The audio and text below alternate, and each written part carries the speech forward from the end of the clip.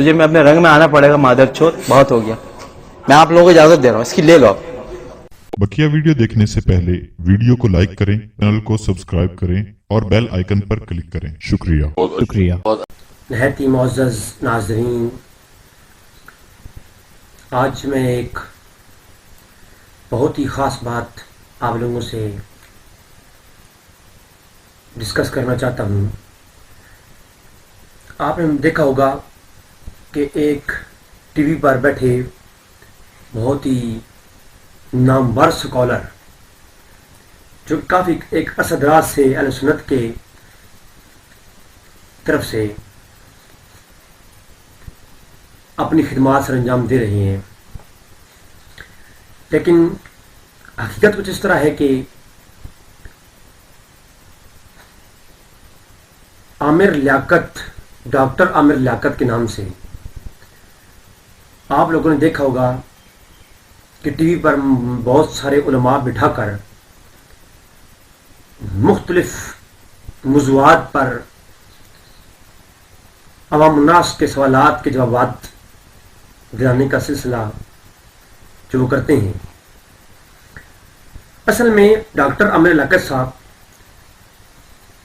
कुछ अर्सा पहले इन्होंने कहा कि एतराज़ किया गया जनाब मखलूत इज्तिमा पर, औरतें और मर्द वो इकट्ठे जो है ना वो करते हैं, तो इस पर एतराज़ किया गया। तो उस जाहिल इंसान ने जो कि अहले सुन्नत का लिबादा और ये एक राज़ी है, तुम उनके फज़ाइल बयान करते हो, उनका जिक्र बयान करते हो कि उठाते नहीं क्यों नबी का जनाजा, कहां मर गए बेटियां देने वाले।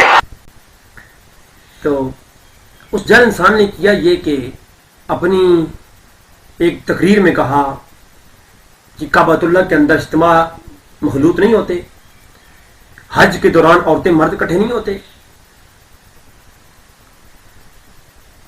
रमज़ान ट्रांसमिशन में अगर मैंने औरतों और मर्दों को इकट्ठा कर लिया है या एतकाफ के अंदर मर्दों और औरतों को इकट्ठा कर लिया है तो इसमें क्या हर्ज है, काबतुल्लाह के अंदर भी तो होते हैं।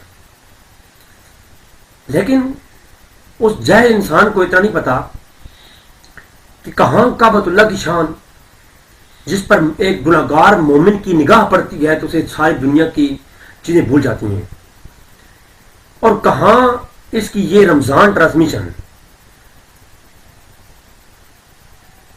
ट्रांसमिशन को उसने क्यास किधर किया इस मखलूत इज्तिमा को काबतुल्लाह के अंदर होने वाले तवाफ और हज के अरकान पर। इस जाहिल को ये नहीं पता कि वो अमल जो फर्ज और वाजिबात अमल हैं, उन अमलों का कयास अपनी एक नहुसत पे करे। कहां वो एक अमल का मकाम फर्ज और वाजिब होना और कहां इसकी ये नहुसत। हज जैसे फ्रैज से वो अपने प्रोग्राम की कयास निकाल रहा है, कयास करके अपना जो है वो रस्सा निकाल रहा है। इसे कहते हैं वो घर का नौकर,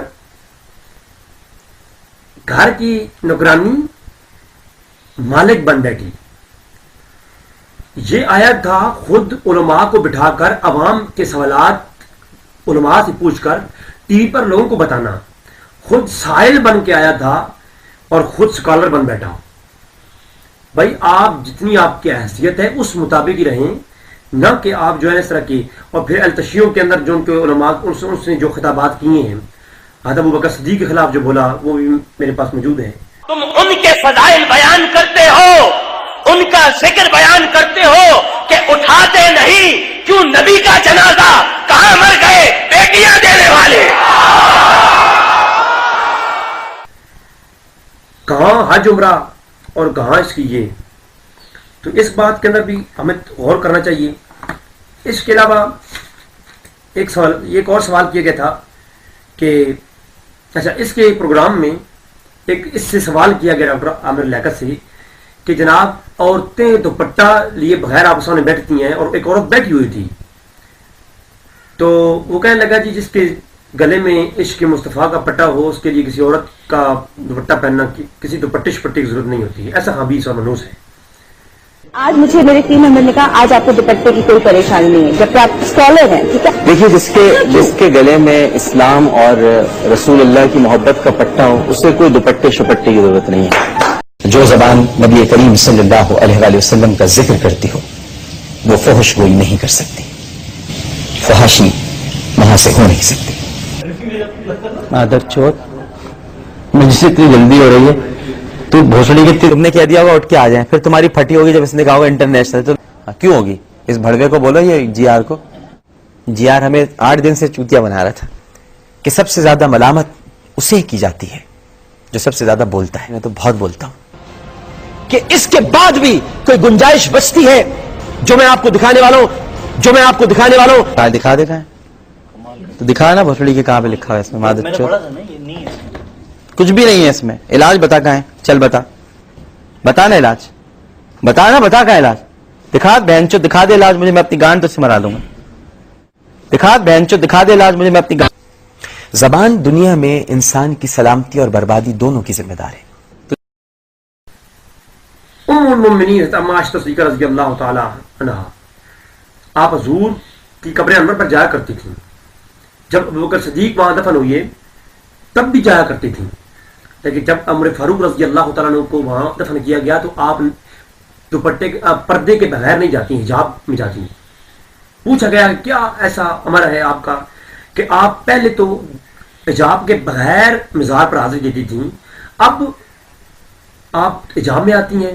کہا کہ پہلے میرے والد اور میرے نبی کریم صلی اللہ علیہ وسلم یہاں تشریف فرما تھے، اب چونکہ عمر یہاں دفن ہو گئے ہیں تو اب ان سے پردہ کرنا میرے لیے لازم ہے، واجب ہے. تو ام المؤمنین اور حضور سے جو زیادہ محبت رکھنے والے حضرات تھے، حضور کے ازواج مطہرات جو ہیں، ان نے جو ہمیں تعلیم دی ہے یہ تعلیم نہیں دی کہ جس کے گلے میں عشق مصطفیٰ کا دوپٹہ ہو اسے کسی دوپٹے کی ضرورت نہیں پڑتی. نعوذ باللہ من ذالک. کیسی نحوست اور کیسی وہ ہٹ دھرمی اور بے غیرتی ہے کہ اپنا نظام چلانے کے لیے، اپنے چینل چلانے کے لیے بے حیا اور بے پردہ عورتوں کو سامنے بٹھا کر اس طرح کی جو ہے وہ حرکت کرنا. ایک کافر کی بیٹی حضور کی برگاہ میں آئی، ایک طویل واقعہ ہے، آپ لوگوں نے سنا ہوگا. تو حضور نے اپنی چادر اوڑھ کر اسے اڑا دی. اپنی چادر جو ہے جو اوڑے ہوئے تھے وہ اسے عورت کو اڑا دی. لوگوں نے پوچھا کافروں کی بیٹی ہے؟ کہا کہ کافروں کی بیٹی ہے لیکن اس کے لیے بھی دوپٹہ ضروری ہے. ایسی تعلیم ہمیں ملی ہے اسلام سے. جبکہ یہ منحوس جو خود کو اسکالر کہتے ہیں، ان کی اپنی حیثیت یہ ہے کہ اس طرح کی وہ گفتگو کرتے ہیں.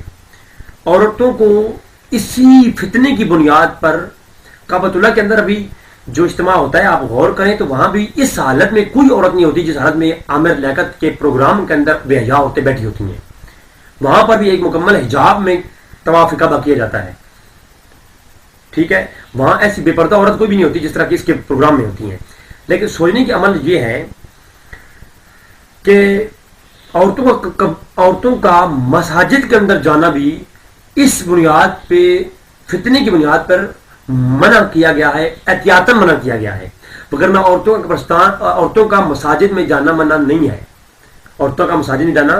بلکہ میں اس پر 2-4 روایات آپ کی برگاہ میں کوٹ کرتا ہوں. سب سے پہلے میں بخاری شریف کو لیتا ہوں. بخاری شریف کتاب الصالح. حضور اکرم صلی اللہ علیہ وسلم نے ارشاد فرمایا کہ اللہ کی بندیوں کو مسجد میں جانے سے نہ رکو. اسی طرح کہا کہ عورتوں کو مسجد میں جانے سے نہ رکو، ہاں لیکن ان کے لیے گھر افضل ہے. میں اس پر طویل بحث کرتا ہوں. امام ابو حنیفہ رحمۃ اللہ تعالی علیہ آپ نے فتنے پیدا ہوتا ہے اس بنیاد پر، فتنہ پیدا نہ ہو اس بنیاد پر عورتوں کا مساجد میں جانے سے جو ہے احتیاطاً منع کیا ہے. اب کچھ لوگوں کا اس پر اعتراض بھی ہے کہ امام ابو حنیفہ رحمۃ اللہ تعالی علیہ آپ نے جو ہے عورتوں کو مساجد سے روک کر حدیثوں کی مخالفت کی ہے. بھائی امام ابو حنیفہ رحمۃ اللہ تعالی علیہ نے حدیثوں کی مخالفت ہرگز نہیں کی، بلکہ 2 رائے میں سے ایک رائے کو لیا ہے اور کسی جگہ منع نہیں کیا. امام ابو حنیفہ کا جو آپ عالمگیری دیکھیں، فتاوی عالمگیری دیکھیں تو امام حنیفہ نے حرام نہیں کہا, صرف احتیاطاً منع کیا ہے, روکا ہے. اگر کوئی جاتا ہے تو اسے بھی غلط نہیں کہا. اور بلکہ امام ابو حنیفہ کا جو یہ فتویٰ ہے اس پر بھی اما عائشہ صدیقہ رضی اللہ تعالیٰ عنہ کا قول موجود ہے. بخاری شریف, مسلم شریف کے اندر کتاب الصالح کے اندر موجود ہے کہ اما عائشہ صدیقہ فرماتی ہیں لو کان نبی را مع رعینا لا منع نساءنا کما منعت نساء بنی اسرائیل. اما عائشہ صدیقہ فرماتی ہیں اگر حضور اکرم صلی اللہ علیہ وآلہ وسلم ہمارے زمانے کی عورتوں کو پا لیتے, ہمارے زمانے کی عورتوں کو دیکھ لیتے, ان کے جو بناؤ سنگار, ان کے جو یہ آلات تھے ان کو دیکھ لیتے, تو حضور اکرم صلی اللہ علیہ وسلم جو ہے عورتوں کو منع کر دیتے مسجدوں میں جانے سے. یہ بات یہ بخاری میں ہے کہ عورتوں کو, ہمارے زمانے کی عورتوں کو اگر دیکھ لیتے, عائشہ فرماتی ہیں حضور, تو مساجد میں جانے سے روک دیتے, جیسا کہ بنی اسرائیل کی عورتوں کو مسجدوں میں جانے سے منع کیا تھا. ٹھیک ہے, یہ بخاری میں ہے.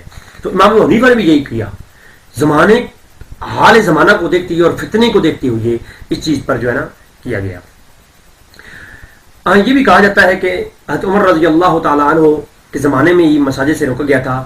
اس پر کوئی صحیح سند کے ساتھ قول موجود میری نظر میں نہیں ہے. اگر کسی علماء میری رہنمائی فرمائیں گے, علماء زید شاہ میں گزارش ہے کہ اگر کوئی میری ایسی بات ہو تو میری ضرور رہنمائی فرمائیں تاکہ میں اس کی اصلاح کر سکوں. اچھا, اب میں آپ کے سامنے پیش کرتا ہوں کہ عورتوں کا مساجد میں جانا, اس کے بارے میں جو روایات موجود ہیں صحیح اسناد کے ساتھ. حضرت عبداللہ ابن عمر رضی اللہ تعالیٰ عنہ بیان کرتے ہیں کہ رسول اللہ صلی اللہ علیہ وسلم نے فرمایا تم اپنی عورتوں کو مسجدوں میں جانے سے نہ روکو اگر وہ جانا چاہیں. اور یہ سن کر ابن عمر کی بیٹی نے کہا کہ اللہ کی قسم ہم تو ضرور روکیں گے. اس پر ابن عمر نے بڑی سخت الفاظ میں کہا کہ تم وہ بات بیان کرتی ہو جو کسی نے اس سے پہلے بیان نہیں کی. تو یہاں پر سختی سے یہ کہا گیا ہے کہ عورتوں کو مسجد میں جانے سے نہ روکو, لیکن اگر وہ جانا چاہیں. ٹھیک ہے, یہ صحیح مسلم کے اندر کتاب الصالح صفحہ نمبر 54. حضرت ساحل رضی اللہ تعالیٰ بیان کرتے ہیں کہ کپڑا کم ہونے کی وجہ سے مرد حضرات اپنے تہبند کو کاندھوں پر لے لیا کرتے تھے, اور کسی نے آواز لگائی کہ اے عورتوں تم سجدے سے سر ذرا دیر سے اٹھایا کرو, جب مرد سر اٹھا کر بیٹھ جایا کریں, اے عورتوں تم اپنے سجدے سے سر تب اٹھایا کرو, پردے کی بحث. تو جب مرد سجدہ کر لیا کریں نا تب تم سر اٹھایا کرو. معلوم ہوا اس وقت عورتوں کو یہ خطاب کیا گیا, عورتیں مسجد کے اندر ہی نماز پڑھا کرتی تھیں. بخاری کے اندر کتاب التہجد کے اندر جلد نمبر 1 حدیث نمبر 1084 کے اندر یہ روایت موجود. حضرت انس رضی اللہ تعالیٰ عنہ روایت کرتے ہیں حضور اکرم صلی اللہ علیہ وسلم مسجد میں تشریف فرما ہوئے, مسجد کے ستون کے ساتھ ایک رسی لٹکی ہوئی تھی. حضور نے پوچھا یہ رسی کیسی؟ تو فرمایا گیا کہ ام زینب سلام اللہ علیہا رات کو تہجد پڑھتی ہوتی ہیں اور جب تھک جاتی ہیں تو اس رسی کا سہارا لیتی ہیں. تو حضور نے فرمایا انہیں کہو کہ اپنے جان پہ ظلم نہ کیا کریں, جتنی ہمت ہو اتنی نماز ادا کیا کریں اور کچھ آرام کر لیا کریں. تو معلوم ہوا کہ اس وقت ام زینب کا مسجد کے اندر جانا ثابت ہے. تو عورتوں کا مسجد کے اندر جانا, یہ کچھ جہل حضرات ہیں جو کہتے ہیں عورت مسجد میں نہیں جا سکتی, یہ غلط ہے. ٹھیک ہے. اسی طرح کتاب الصالح سنن ابو داؤد کے اندر روایت موجود کہ حضور نے مسجد نبوی کے اندر ایک الگ دروازہ بنوایا ہوا تھا عورتوں کے لیے. ٹھیک ہے, عورتوں کے لیے الگ دروازہ بنایا ہوا تھا. اب چونکہ امام ابو حنیفہ کا جو فتویٰ ہے اس کے مطابق انہوں نے یہ فتویٰ کدھر سے لیا اور کیوں لیا. آپ دیکھیں, عورتوں کا مسجدوں میں جانا منع نہیں ہے, لیکن عورتوں کا گھر میں نماز پڑھنا مسجد میں جا کے نماز پڑھنے سے افضل ہے. اس پر روایات میں پیش کرتا ہوں. سب سے پہلے ابو داؤد شریف حدیث نمبر 567 شیخ البانی نے تخریج کرتے ہوئے یہ کہا کہ ھذا حدیث صحیح. ٹھیک ہے, سلسلہ صحیحہ حدیث صحیحہ کے اندر شیخ البانی نے اس روایت کو نقل کیا اور کہا کہ یہ ابو داؤد کی روایت صحیح ہے. ان ابن عمر قال قال رسول اللہ صلی اللہ علیہ وسلم لا تمنعوا نساءکم المساجد وبیوتهن خیر لهن, کہ اپنی عورتوں کو مسجد سے جانے سے نہ روکو، لیکن ان کے گھروں میں ان کے لیے نماز پڑھنا بہتر ہے. ٹھیک ہے، ان کے گھر ان کے لیے بہتر ہے. مسجد میں جانے سے نہ روکو، لیکن ان کے گھر ان کے لیے زیادہ بہتر ہیں. اچھا، عورتوں کے لیے غیر محرم کے بغیر عمرے اور حج کا سفر کرنا بھی منع ہے. عورتوں کے لیے عمرے اور حج کا سفر محرم کے بغیر کرنا منع ہے. جو عامر لیاقت کہتا ہے نا کعبۃ اللہ کے دیکھو جی ادھر مخلوط اجتماع، یہ دیکھو عورتوں کا محرم کے بغیر حج اور عمرہ کرنا منع ہے.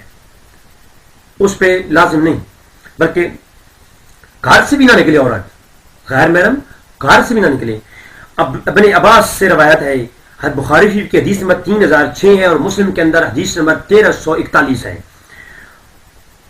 ابن عباس رضی اللہ تعالیٰ سے روایت ہے، حضور اکرم صلی اللہ علیہ وسلم نے فرمایا محرم کے بغیر عورت کوئی سفر نہ کرے. ٹھیک ہے، اور محرم کے بغیر عورت تنہائی میں کسی کے پاس نہ جائے.